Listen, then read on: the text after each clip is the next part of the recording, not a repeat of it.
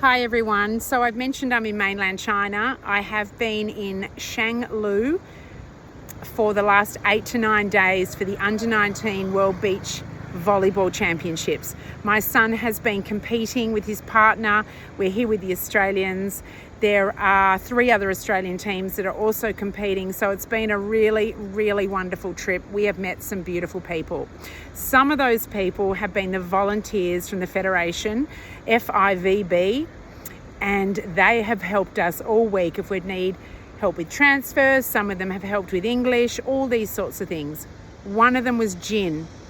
And Jin and I connected right back in the very beginning when he helped me when I needed to urgently get to the courts and back within minutes. He helped me commandeer a shuttle and he escorted me here and to the hotel and back to the court for some urgent things I needed to give my son and his teammate before they went on the sand for their game. So this morning, as you now know, because you will have seen the video from the 1st of September, today I am recording this on the Sunday, the 1st of December, but you'll see this in a couple of days. I was trying to work out what the trees are along the river line, and I knew that Jin could help me. He's just been so wonderful, so generous with his time and his English, and he's really loved the Australians. So I asked him, and we worked out their willow trees. This led to a conversation where I talked to him about the work that I do with trees, which is more energetic, spiritually based, and the knowledge that they impart to me and the messages. And Jin talked to me about the scientific way he works with trees. So I asked him if he would mind me interviewing him here in Shangluo on the riverbank, and he then imparts his knowledge on the scientific way that he works with trees. He is a lecturer, a teacher, a tutor at the local university. He loves what he does. He specialises in geography, geology. He also works with trees, as you'll now find out. And with that big noisy truck coming down, I'm going to leave it to Jin and our interview. See you everyone. Enjoy.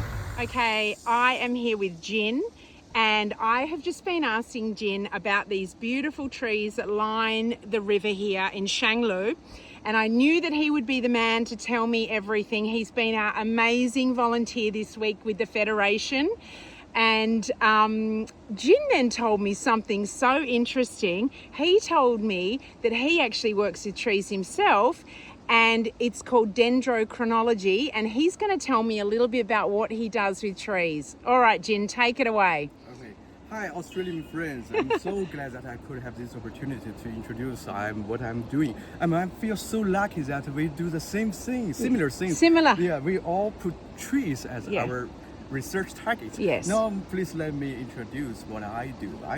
The study I do is called dendrochronology. What is that? What is that about? You may wondering? Now let me tell you. It's like I use the increment boiler. It is made in Sweden. The increment boiler looks like its color is blue, and I will like at the breast head and put it against the tree. And here I twist the boiler and put the boiler just to get inside of the tree until the center circle of the trees. And then I use the spoon. It's called a spoon, but it's not the spoon you think. It's not for food. It's very narrow and long. Very long spoon. Yeah, and here's the hole. Yep. At the boiler, I just put the spoon inside and pull it out. And here on the spoon, I will have a core, tree core, wow. tree ring core. And what I do next, that is very important because I have to go back to the laboratory and put that core under the microscope. Through the microscope, I can count each width of the tree rings. After counting the width of the tree rings, then I could have a data how the tree were growing in the past decades. Wow. When the tree rings is very thick, the number will be high. Mm-hmm. If the tree ring is narrow, it will be low. Right. So I have a data. So it's like the tree ring. Jin, they're trying to interrupt us. We're not going to go down. It's okay. The tree ring width, it was like it was not a number, but after calculating, it became data. Yeah. And after get that data, I will get another data. That data is from the meteorological stations just around where I just get the tree course. Yeah. Why do I use that data? That is because after correlation analysis, between the precipitation and the temperature and the tree ring width, I can tell which correlates the most between the tree ring width and the climate, and then I can figure out what such as temperature on which month, or precipitation on which month will have the strongest impact on the tree ring growth. Amazing. Yeah. After that, I can use that data to reconstruct how the climate has changed in the past for approximately 200 years in these mountains. And Jin, can you tell the age of the tree when you take your sample from the borer piece? Oh, yes. Yes. Yes. After get the tree core, yes, I will put it under the microscope. Wow. And under the microscope, you begin to count. Yeah. You begin to count. Yeah. And we have rows. Every 10 years, we use like a pencil to have a mark, like a dot. Yeah. Put a dot on the, like every 10 years, one dot. Yeah. Every 50 years, 2 dots. Wow. And every 100, every century, we like 3 dots. Oh my gosh, imagine that. Yeah. And then Jin, I did ask you, because after you've taken your sample from the tree, obviously I work with trees energetically, so I know that they're holders of great wisdom, and you're actually physically getting that wisdom out of them. But then the trees do seal up their hole afterwards, don't they? Like once you've taken your sample from the tree, the tree is okay after that. It heals up. Yeah, it will heal up. You know, around the trees, there is, I don't know how to say that word in, like it's a medical words. Yeah, it means, below the bark. Yeah. Only below the bark, Yeah. there is like the whole area. Yeah. They have to transfer the nutrients from the soil to the leaves, right? Yeah. We're getting paps, Jin. Yeah. Yeah. Because the nutrients just go up there, and it has like if you treat the trunk as a 360 degree circle. Yes. A circle.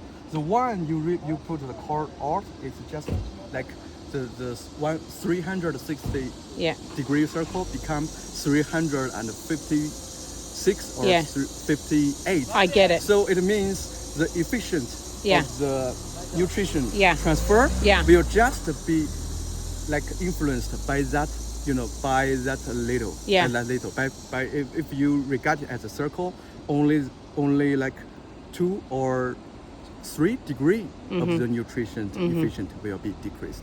So, and soon after decades, it will just close up. Yeah. And it will have no harm. And so when you take that sample, so fascinating, you take it back to the laboratory and you get your we're getting seriously papped here. Hi guys. When you take your sample back to the laboratory, look it under the microscope, and what else is fascinating is the knowledge that comes from the tree. They also talk to each other from the roots. So when you're taking one sample from one tree, Jin, I would imagine you're getting information from the whole area because they all speak to each other. Yes, because they share the same climate during the area. And so this is what Jin does, everybody. He actually takes the samples from the trees and checks for climate change, checks the health, the age, what the area is doing, the precipitation, and when it's dry, when it's wet, and how it copes.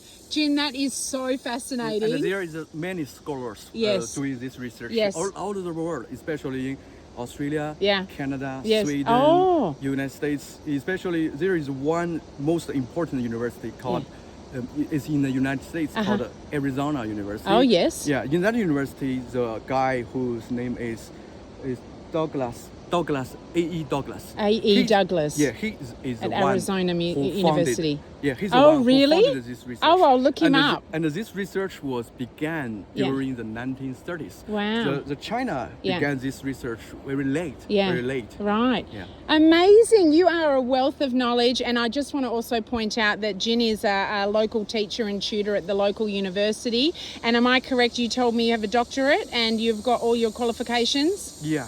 So this Jin looks far younger than his academic achievements. Jin, thank you so much from Australia. I love it. Yeah, I love you, Australian friend. Yeah. If I get the opportunity, I really want to go to that place because one of my colleagues, he was studying in Perth for almost 2 years, and now he's colleague of mine. So Yes. she always tell me about stories of Well, I was Australia. born in Perth.